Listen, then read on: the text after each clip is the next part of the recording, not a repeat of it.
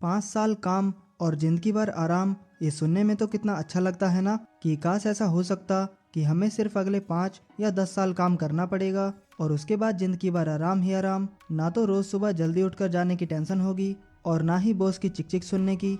I am sure कि हर कोई अपनी लाइफ में ये एक बार तो जरूर सोचता ही है, बट लाइफ में कुछ ऐसी गलतियां करता चला जाता है जिस वजह से ये ख्वाब ख्वाब ही रह जाता है और वो वापस से उसी नौकरी में लग जाता है जहां उसे जाना तक पसंद नहीं है। और जो सबसे बड़ी गलती करता है जिसके कारण वह अपने सपनों को सच नहीं कर पाता, वो है पावर ऑफ कंपाउंडिंग के अगेंस्ट चले जाना। आई एम श्योर इससे पहले आपने पावर ऑफ कंपाउंडिंग के ऊपर काफ़ी सारे वीडियोस देखे होंगे और उनसे काफ़ी कुछ सीखा भी होगा, बट ये वीडियो आपके लिए सबसे ज़्यादा इंपॉर्टेंट होने वाली है क्योंकि आज मैं आपको एक ऐसे रूल के बारे में बताने वाला हूँ जिसे फॉलो करने के बाद आप असली पावर ऑफ कंपाउंडिंग का मैजिक देख पाएंगे। एंड बिलीव मी, अगर आपने इस रूल को अगले 5 सालों तक तो नहीं बट अगले 8 सालों के लिए फॉलो कर लिया तो आपकी लाइफ को चेंज होने से कोई भी नहीं रोक पाएगा। इसीलिए इस वीडियो को एंड तक जरूर देखिएगा क्योंकि इस वीडियो के बाद आई एम श्योर आपकी लाइफ में एक बड़ा चेंज होने वाला है। बट उससे पहले मिलते हैं हर्ष से। हर्ष अभी दिल्ली में शिफ्ट हुआ है। हर्ष की उम्र हो चुकी है 25 साल और उसे एक अच्छी सॉफ्टवेयर कंपनी में जॉब मिलती है जहां उसकी सैलरी 1 लाख रुपए महीना है। हर्ष यूपी के एक छोटे से गांव से बिलोंग करता है और पहली बार दिल्ली आया है। इतनी मेहनत के बाद इतनी अच्छी जॉब मिली है जहां उसकी सैलरी 1 लाख रुपए है, तो बात ही क्या है। इसके बाद हर्ष वही करता है जो कि बाकी के सारे लोग करते हैं।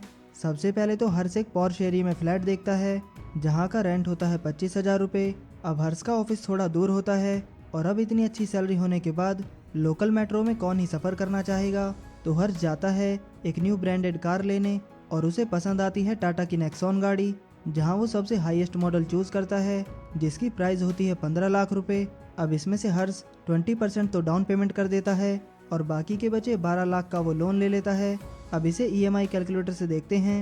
हर्ष ने 12 लाख रुपए का लोन लिया 8.5% के इंटरेस्ट रेट से और 5 साल के लिए ईएमआई बनवाई, तो हर्ष को हर महीने ईएमआई देनी पड़ेगी जो कि है 24,620 रुपये। अब जैसे कि हर्ष 1 लाख रुपए महीना कमा रहा है तो उसका रेंट में गया 25,000 रुपये और कार की ईएमआई में 25,000 रुपये जाने लगा। अब बचते हैं 50,000 रुपये। जैसे कि हर्ष थोड़ा खर्चीला आदमी है तो वो हर वक्त ऑनलाइन शॉपिंग करता रहता है। मार्केट में जो भी न्यू ब्रांडेड फ़ोन आता है वो सबसे पहले उसे खरीद लेता है और स्विगी जोमेटो से फूड ऑर्डर करता है और महीने के एंड तक 1 लाख रुपए उड़ा देता था क्योंकि उसका मानना था जो करना है आज में करना है, कल किसने देखा है, आज मौज कर लेते हैं। तभी उसे बचपन के 2 दोस्त मिलते हैं, राहुल और आर्यन। हर्ष उनसे पूछता है कि आजकल आप दोनों क्या कर रहे हो, तो आर्यन बोलता है हम दोनों ने मिलकर दिल्ली में एक इन्फ्लुएंसर मार्केटिंग की एजेंसी डाली है। अब हर्ष पूछता है कि इसमें क्या होता है, तो आर्यन एक्सप्लेन करता है कि आजकल इंस्टाग्राम और यूट्यूब पर काफ़ी सारे इन्फ्लुएंसर आ गए हैं, तो हमारा काम है उन तक ब्रांड्स को पहुंचाना जो कि प्रोडक्ट प्रमोट करना चाहते हैं। और इससे होता क्या है कि उन इन्फ्लुएंसर को ब्रांड प्रमोशन मिल जाता है और ब्रांड को भी इधर उधर भटकना नहीं पड़ता है और इसी बीच में हमारा भी कुछ कमीशन बन जाता है। वो पूछता है कि इन सब में पैसे वैसे बनते हैं या नहीं, तो आर्यन बोलता है कि हाँ, सारे खर्चे वगैरह निकाल कर 1.5 लाख रुपए तक का प्रॉफिट हो जाता है। और जैसे कि आर्यन और राहुल 50-50 की पार्टनरशिप में होते हैं तो महीने के 70 या 75 हज़ार रुपये कमा लेते हैं। वहीं फिर आर्यन हर्ष से बोलता है कि तू आजकल क्या कर रहा है, तो इस पर हर्ष बोलता है कि मैं एक सॉफ्टवेयर कंपनी में काम करता हूँ और मेरी सैलरी है 1 लाख रुपए। फिर आर्यन बोलता है कि अच्छा है, फिर इसमें से इन्वेस्ट कितना करता है, और हर्ष शौक होकर बोलता है इन्वेस्टिंग, अरे नहीं, इन्वेस्टिंग जैसी चीज़ों में मैं नहीं पड़ता, मैं तो बस लाइफ के मज़े ले रहा हूँ। और कुछ दिन पहले ही मैंने एक नई चमचमाती कार ली है जिसकी ईएमआई भरने में ही सारे पैसे खर्च हो जाते हैं। इन्वेस्टिंग जैसी चीज़ों के लिए पैसे कहाँ हैं मेरे पास। और आगे बोलता है वैसे भी इन्वेस्टिंग जैसी चीज़ों से कौन अमीर बन पाता है। इस पर आर्यन बोलता है कि ऐसा नहीं है, तुमने शायद पावर ऑफ कंपाउंडिंग का नाम नहीं सुना होगा। और हर्ष बोलता है कि ये कंपाउंडिंग वही है ना जो हमने क्लास 10th में पढ़ी थी, तो आर्यन मुस्कुराकर बोलता है हाँ वही। तो हर्ष बोलता है कि ये 10th क्लास की बातों से कहाँ तू अमीर होने की बात कर रहा है। इस पर आर्यन फिर मुस्कुराकर बोलता है हाँ भाई, बात अमीर बनने की नहीं है, कंपाउंडिंग एक ऐसी ताकत है जिससे तू लाइफ में जल्दी रिटायर भी हो सकता है। अब हर्ष बोलता है कि रिटायर तो 60 की एज के बाद होते हैं ना, अभी तो जॉब करना स्टार्ट ही किया है, तू कहाँ रिटायर की बातें कर रहा है। इस पर आर्यन बोलता है कि लाइफ में ज़िंदगी भर जॉब किसे करनी है। मैं तो इन्वेस्टिंग के लिए 80-20 रूल को फॉलो करता हूँ। इस पर हर्ष बोलता है कि ये कौन सा रूल है। तो आर्यन बोलता है कि इसके अकॉर्डिंग मैं महीने का जो भी कमाता हूँ उसका 80% मैं अपने खर्चों के लिए रखता हूँ, जिसमें खाना पीना, लाइट, पानी का बिल, इन सब पर मैं 80% खर्च कर देता हूँ। जैसे कि मैं महीने का 70,000 रुपये कमाता हूँ तो 70,000 रुपये का 80% हुआ 56,000 रुपये, इसे मैं अपने खर्चे के लिए रख देता हूँ। और बाकी का 14,000 रुपये मैं हर महीने इंडेक्स फंड में इन्वेस्ट कर देता हूँ। और सालों बाद देखना कि ये अमाउंट कितना बड़ा हो जाएगा। और हर्ष को अभी भी कुछ समझ नहीं आ रहा होता तो वो राहुल को बोलता है कि भाई तू भी इन्वेस्ट करता है। इस पर राहुल बोलता है हाँ भाई, मैं 3 साल पहले से ही इन्वेस्ट कर रहा था, बट इसके लिए मैं तो 8-4-3 कंपाउंडिंग का रूल फॉलो कर रहा हूँ, जहाँ मुझे केवल 8 साल तक का पेशेंस रखना है और उसके बाद तो मेरा पैसा मुझे काम करके देगा। अब हर्ष बोलता है कि ये कौन सा रूल है।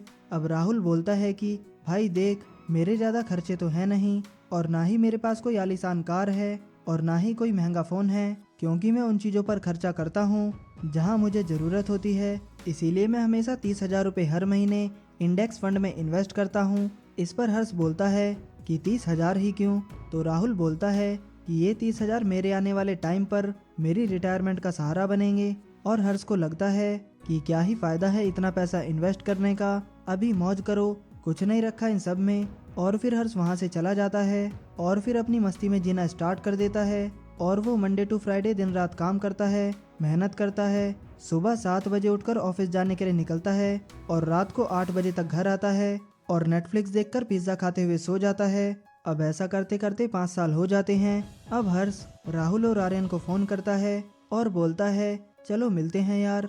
और 5 साल बाद तीनों वापस से मिलते हैं और तीनों की एज हो चुकी है 30 साल।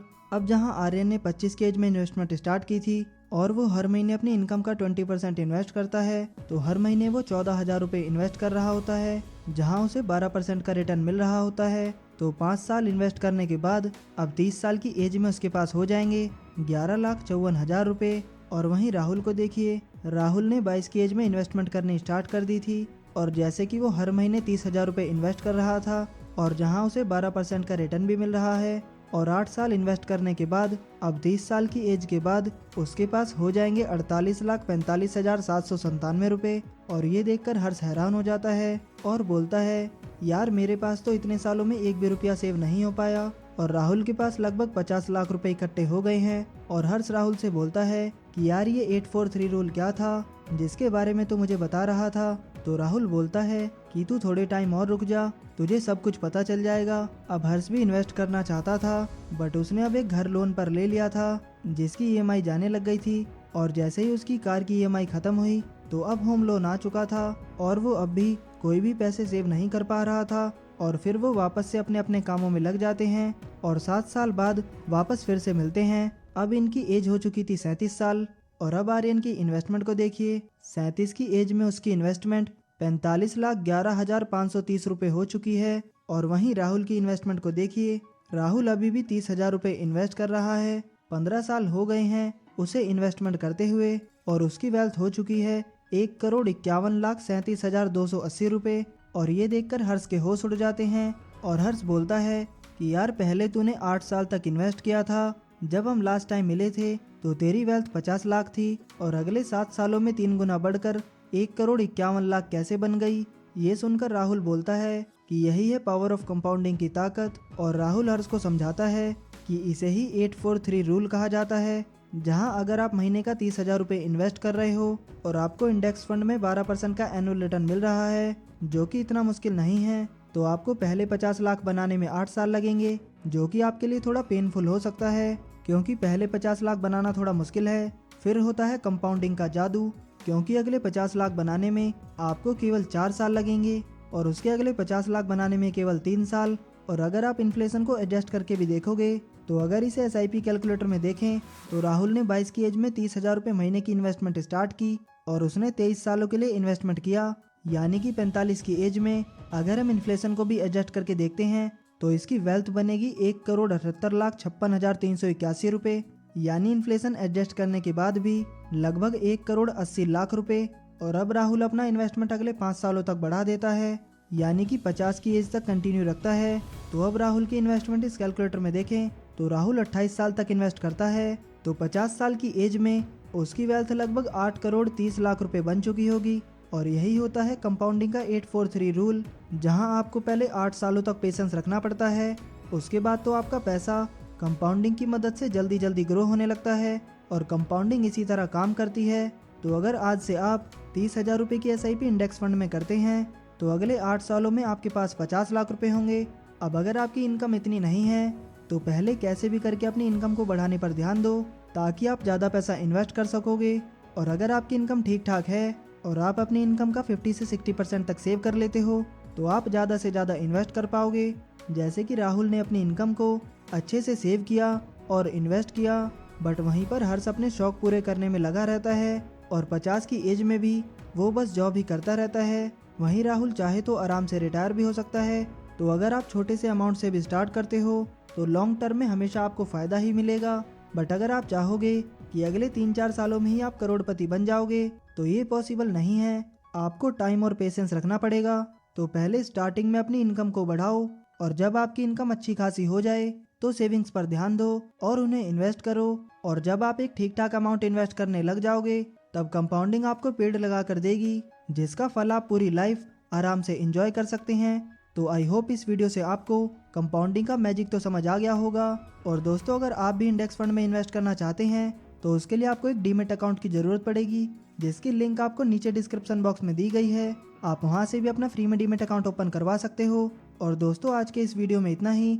उम्मीद है कि आपको ये वीडियो पसंद आया होगा।